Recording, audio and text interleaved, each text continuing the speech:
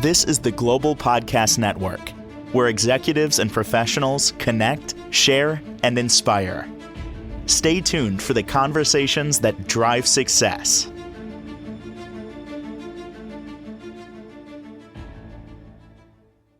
And welcome back, everyone. If you've had an injury or some other challenges in your life that translated to the physical part, you know that it can be a challenge in itself, just being able to move, have freedom of mobility, not have that tension feeling. There's something you can do, a fairly easy technique to learn that can support all of this. And he's evidence of that. He had challenges in his life, learned the technique, now teaches it to others. Oh, by the way, this technique's been around for at least 150 years. Where have you been? We're going to talk about the Alexander technique today with a neuromuscular and rehab specialist. He is our professional of the year for a very good reason. He knows his stuff about the Alexander technique. Travis Chastain is back with us. How's everything going by you today, sir? Steve, it's great to see you, my friend. Things are great. Happy to be here. Happy to have you back and learn more about this technique. And I feel one of the best ways maybe is a story that you started sharing before we got on here about a woman who learned the technique, I'm guessing a number of years ago, and it changed her life like it changed yours. Can we do that? Yeah. I'm gonna show you the book for anybody who wants to, buy it and read it. Want to learn about the Alexander technique. The name of the woman is Luli Westfeld. The name of the book is F. Matthias Alexander, The Man and His Work. Okay. So she's a very inspiring story, and I thought that's why I wanted to tell it. Her story is in the 1930s, she had polio at the age of 7. And with the polio, it left her a weakened back, and it caused her left foot to drop. And as she described, yes, there was some physical challenges, but the real thing was the social pain that she felt from it, where, well, she just got weird looks from people and all this kind of peer pressure to, you got to do something to fix this left foot of yours, right? Despite the fact that she could still have a function as a child and have a relatively normal life. Mm-hmm. So at the age of 13, she gets the left ankle operated on to fix her dropped foot. The surgery leaves the ankle rather immobile, and her back, like 2 months afterwards, starts to get noticeably very, very crooked. Right? And where she could once climb hills, run up and down hills, run up and down stairs, despite the fact that she had a little bit of a weakened back and a dropped foot, now she couldn't do any of those things. Now she could barely just do zigzags to get herself up at the hill. Right? And she felt very discouraged. I want to read a quote about that because it's very moving. And I think it speaks to what we all feel when we get hit with something that we don't know what to deal with. It is not because of weak muscles that will finally get strong that walking is so difficult. It is because you have no ankle joint. I thought, you will never be able to get up hills or climb stairs as you used to do. You will never be able to run or even walk fast. This is going to last all of your life. That's quite a terrible challenge to have to face at such a young age, and that's where she was at. Right. And then fast forward to the age of 27, one of the unfortunate consequences of the back twisting the way it was is that it was starting to cause her right heel to start pulling up off of the floor. And at this point, she's like, well, I got to do something about that. So she decides to get that right heel operated on.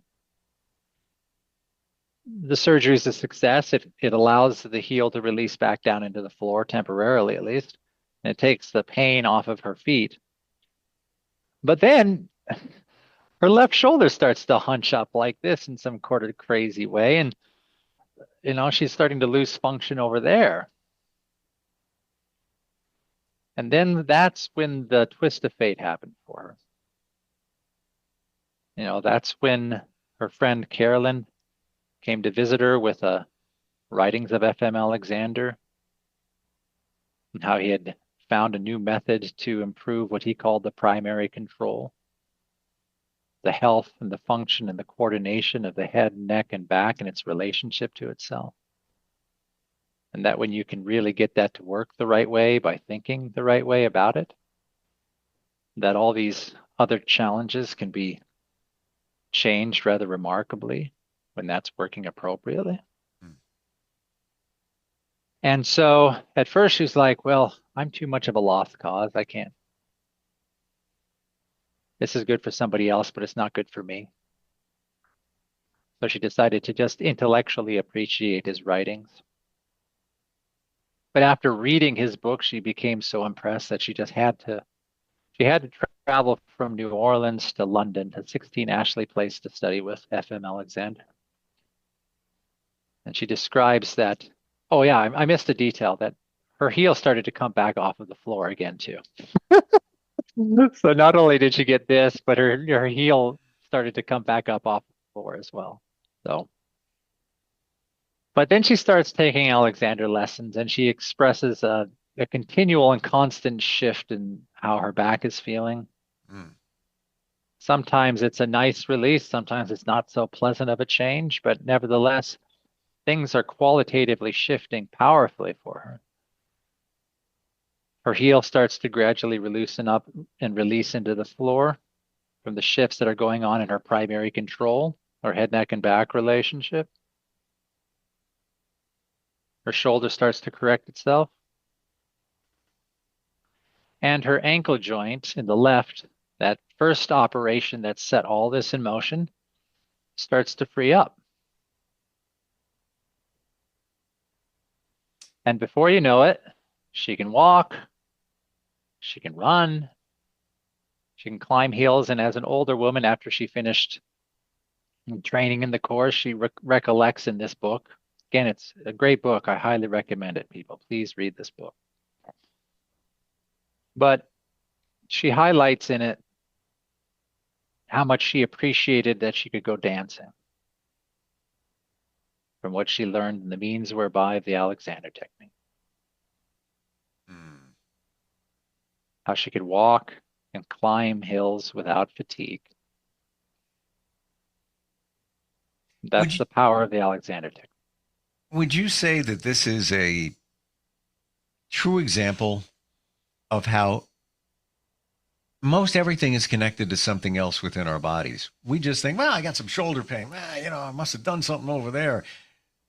Probably not, that it's connected to something else. Could even be a leg, could be a foot, whatever. And that's where the beauty of the Alexander technique comes in, because it addresses that connection. That's very well put. It's very well put, Steve. Very good. Yeah. I just learned it from you, sir. Like I really did. Like, yeah, there's more, I kind of always thought that, but even hearing Lily's story, how these separate parts of the body were really all connected in some way, and maybe how she was holding tension. It could even be that, I'll go hypothetical here, for somebody that has an issue with their leg, could be from birth, whatever the situation is. The mindset of, I'm limited because of that, sets off some other issues like shoulder pain or whatever it is. And you're not thinking that they are connected even through the mind. You're just thinking, I'm getting old, I got a problem with that side of my body. Now my hand, now this and everything. It could go back to one central situation, it sounds like. Yeah, one primary control. You take care of the head, neck, and back relationship, right? And so, yeah, you're hitting onto it, Steve. And Luli Westfeld's story is a testament to that. I would say is that a testament to one of the principles of the Alexander technique: unity of the self, the inseparability of the whole body mind connection, right? And how they're constantly influencing one another. The back is influencing the limbs, and the limbs are influencing the back, right? And if we want to have things that are real sustainable changes in the way that we move, the way that we age, the way that we the way that we carry out things as we get older, it has to have this total consideration of the coordination of the head, neck, and back relationship. Mm. And the miracle of FM Alexander's work is that he found that the way we think is always influencing the head, neck, and back relationship, positively or negatively.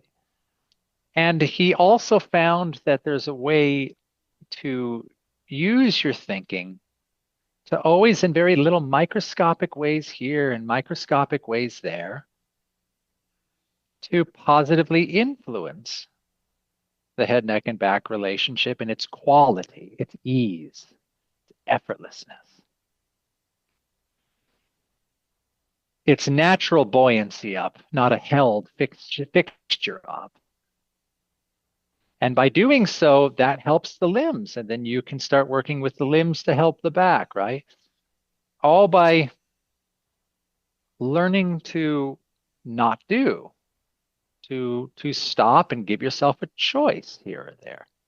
It's amazing that he came up with all of that and how much it's helped so many people. Because he needed to. He was a performer on Ah, stage, and that's where it all came yeah. from. Yeah. What is one more important than the other? Head, neck, and back, and core. We always hear core is important. It's everything. Your body. It's it's holding everything together.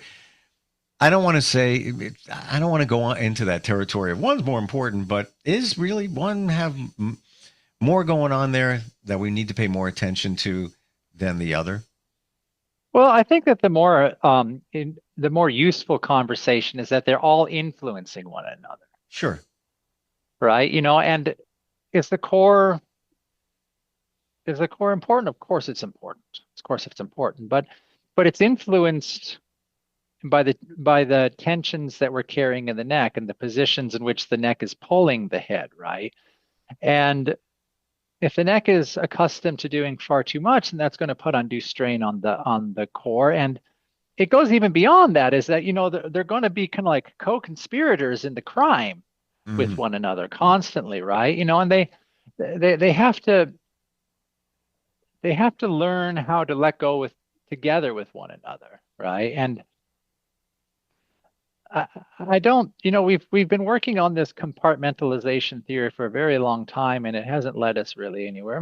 Perhaps it's time to drop it. Perhaps it's time to consider unity of self. The principles that the Alexander technique are centered around is that everything works as one, and everything works as one freely, or everything it works as one not freely. And, we should consider that premise, and we should consider it well. So at this juncture, I feel we should jump into some feedback from somebody who has a question that I think right in this territory. Instant feedback, Steve at gmail.com. You can reach us like Emma from San Diego did. She asks, when someone starts learning the Alexander technique, how long does it usually take before they notice changes with their body or how they move through the day? Oh my, I mean, you can probably start noticing changes within the first lesson. What do you think you will learn in that first lesson? What do you think might, again, every situation is different, but what do you think might, best case scenario, or things that you've heard from people you've taught out of one lesson? What have they expressed to you? Well, I mean, the main thing that they tend to express is that the surprise at how much can change when you just stop doing things. So that's something that we do a lot in the technique that, for somebody who's not used to it will probably seem a little bit weird. Okay, what does that mean? You're going to have me sit in the chair. You're going to give me an order to stand. And then my responsibility is to say no to that thing. Well, what on earth does that mean? Well, what it means is FM was really clever. He hit on something that's really important to the human psyche, is that he wasn't saying, when you get out of the, when you say to yourself, not getting out of the chair, he didn't say, oh, I absolutely refuse to do anything. It just meant that I'm going to stop for a moment and recognize the fact that there is a true fact here that I haven't been considering. And that true fact is that there's an option to do something else besides get out of this chair. There's an option to leave myself alone. And, as it turns out, the mind likes to have some choices, and it signals to the brain. It signals it away from kind of a scarcity emergency mode to a place of safety. And now we can search for efficiency. We can search for how we can do things a little bit more effortlessly. And so that starts to happen automatically simply by recognizing that conscious fact. Oh, I have a choice. I have a choice to explore and consider how I'm going to get out of this chair first. Right? I have a choice to consider the freedom that's there and the freedom that isn't. And I have the choice to invite some freedom, to give some orders like a good coach to his players for some better organization. And then I can move and see how it goes. And, he struck on a healthy marriage between psyche and soma, between mind and body. He struck upon gold. He struck upon the healthy marriage between psyche and soma with that. So, that's the thing that I think people get rather surprised by. It's like, what do you mean? I can just not think about getting up and I'll get up easier. But that's what you experience when you're in a lesson, is that leave yourself alone. We're going to work with your head, neck, and back. We're going to free things up. Your job is not to try to do anything. Just think what I tell you to think and give yourself permission to be. And then up we go. How did I get out of the chair that easily? Well, you got out of the chair that easily because you weren't being so hard on yourself.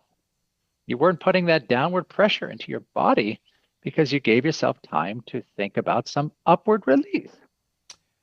I think about this and it intrigues me. I always had trouble bending my knees. Just like if I would, even going back to when I was younger and I was very much into like working on electronics and getting like tight cramped areas and be like, I got to get up my knees. Now I don't have any issues with that.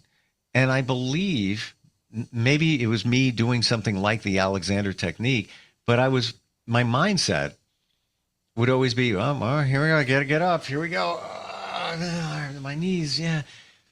I don't even think about it. I did a little bit of exercise years ago, like 4. I don't have any, no issues. Like I bend down and pick up something. I'm like, well, that was easy. Look at that. I didn't even know I'm doing it. Maybe in a weird way, I stumbled upon it and not even know that I released that tension that was really in my mind, telling my knees, yeah, here we go. Get ready. It's going to be, maybe it was a 1-off, 2-off situation where my knees genuinely were like, tired at that moment. I don't feel it anymore. It's the weirdest thing. I don't know. Well, I mean, at the very least, what that's saying is that when things come to conscious awareness, your conscious mind in one degree or another can start working on the problem. Right. And that's what this whole work is about, is a continual allowance, right? An allowance to consider, how much doing is being done that just doesn't need to be done. Right. And, we don't get to see that until we stop and see the landscape. Right. When you're in the thick of it, when you're in the thick of battle, you're trying to do this and you're trying to do that. You got your boss telling you to go look at these cars to set these parameters. Right. You get so used to doing and doing and doing, you just get kind of blind to what's going on in your body because you just haven't been conditioned to notice that. You've been conditioned to look at the red cars, and therefore you're blind to the white cars, the blue cars, and all these other things that are coming about, right? And, the Alexander technique is giving you permission. Hey, just don't do. Just don't do. And wait and think once in a while about this wish for a free neck, and notice it allows for that attention, that noticing of, oh my goodness, I just had no idea I was doing all of that stuff. I just had no idea that I was holding there. And the only reason I know is because I'm not holding there now. And I had no idea that I could breathe this effortlessly. And I had no idea that holding that I was doing, all that doing that I was doing, was preventing me from breathing the way I'm breathing now. right? And all of those kind of discoveries happen in an Alexander technique lesson. And that's one of the reasons it's an education and not solely a therapy, right? Is it because it gives that Mm. time and that permission to recognize and learn, oh, that's what that's about. That's how it can move. That's how it's ought to move, right? Thank you, That's the natural way. Travis. Thank you for saying that, because that is the game changer, I believe, right there. Where if you have Yeah. mobility issues, someone to go for physical therapy and take care of that situation, but that doesn't help the future. This is lessons for life. When things present, you know how to deal with them by releasing that tension. I want to get to this one, and this is from Yeah. Priya in London. Oh, You can hear us anywhere, see us anywhere. What's the biggest misconception people have about the Alexander technique, and what do you wish more people understood before trying it? my gosh. What is the biggest misconception about? Well, I mean, I think it comes back to that doing thing, that doing question. We get also conditioned for doing this and doing that and, working out this part or working out that part, right? Um, it's hard for people to believe that the condition in which they face in their shoulder could be a product of something that they're holding in their left hip that has to let go for the shoulder to let go, for example, that unity of the self principle that we talked about, right? It's hard for people to imagine that. It's hard for people to imagine how deep habits go, like habits attention go in terms of how they're being carried into everything that we do, Mm, right? And it's hard for people to imagine that all it takes to let go of it is just to stop and inhibit, right? So there's a lot of conception that, oh, I'm going to go in and he's going to treat me for this ailment that I'm having in my shoulder. right. No, I'm going to teach you how to leave yourself alone to work on your coordination, and then you're going to learn how to let go of it for yourself through working on your coordination. I hope that answers the question. I'm not sure Yeah. it did, but that's where it is, I think. But again, it seems like it's a lesson. We're getting lessons here, Wow. and I'm not minimizing physical therapy. I've done it. Honestly, wasn't that impactful for me. Others swear by it, but that's taking care of that body part at that time. It sounds like this is truly lessons for life. Once you learn the technique, you can apply it. As when we first met, I'll never forget what you said. It was the first episode, stuck in my head. I gave the example of standing online at Starbucks, and you said, "Yeah, Steve, you know what? You can use the technique right now while you're standing in line at Starbucks. You can. Nobody will even know you're doing it, and you'll feel much better potentially." Whoa! Mhm. it's Yeah. like it's like you don't have to wait for Tuesday at 4:30 p.m. to do your physical therapy. You can do it anytime you want with this, and I have to believe too, Alexander, FM Alexander, he wasn't a physiologist. He didn't have medical training. He came up with this because he needed it at the time, right? His background was performing, stage, actor, that kind of thing. Which it's amazing how this all came about.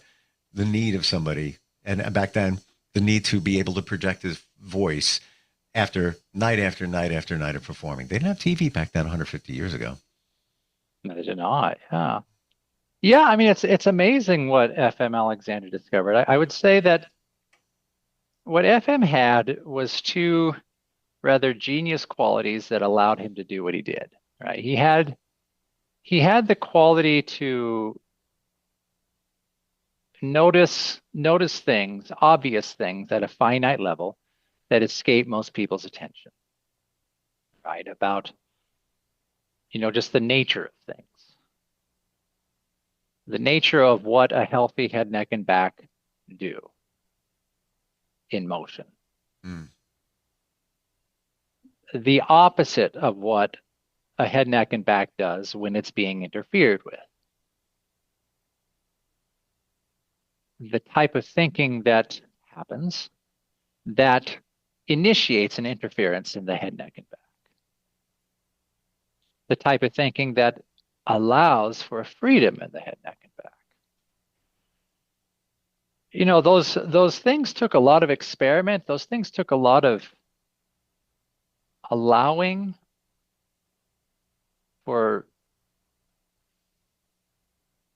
yourself to go through a lot of pain to do it. So he had a tremendous amount of perseverance, and he had a tremendous amount of trial and error, and he had a tremendous amount of observational fortitude, I think is the best way to say it. Well, like they say, where there's a will, there's a way. It sounds like that's a perfect example of what he did. He had a will, had to figure this out. Nobody else was helping him, and he did. This is your wheelhouse. You are an expert on this. Best way to connect with you, BodyMindBalanceCO.com. That's the best way to contact me, Steve. Love it. And there it is. Body, mind, balance. That's what it's about. The Alexander technique. Travis, thank you so much for today. Learned a lot. Always do. And thanks everybody that reached out. Instant feedback, steve@gmail.com. If you got a comment, question, keep it anonymous if you want. We'd love to feature it here and dig in deeper and learn more. Thank you for today. Thank you, Steve. I appreciate you. Likewise. This is the Global Podcast Network, where executives and professionals connect, share, and inspire.